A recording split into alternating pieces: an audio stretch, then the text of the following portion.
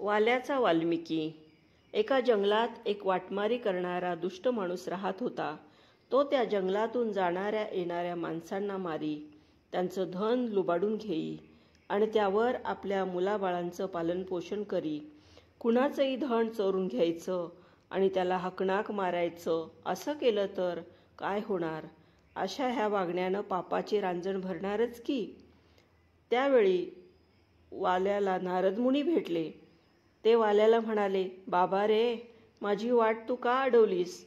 माझ्याकडे तर कसलीच धनसंपत्ती नाही आणि जे रामनामाचे धन माझ्याजवळ आहे ते तुला चालणार नाही. पण हे बघ वाल्या, तू हे जे करतोस त्यात तुझ्या माथ्यावर जे पाप लागतंय त्या पापाचे वाटेकरी कुणी होणार नाही. तुलाच अनेक यातना, कष्ट आणि त्रास भोगावा लागेल. जा घरी. घरी जाऊन कुणी तुझ्या या पापात वाटेकरी होते का विचार. वाल्यानं नारदांना एका झाडाला बांधून ठेवलं आणि तो घरी विचारायला गेला खरा, पण निराशेनंच परत आला. त्याची बायको, मुलं कुणी पापात वाटेकरी होईना. त्याने नारदांचे पाय धरले, त्यांची क्षमा मागितली आणि मला या पापातून मोकळं होण्याचा मार्ग सांगा अशी प्रार्थना केली. नारद म्हणाले, वाल्या, खरंच जर तुला केल्या पापाचा पश्चाताप होत असेल तर तू एक कर.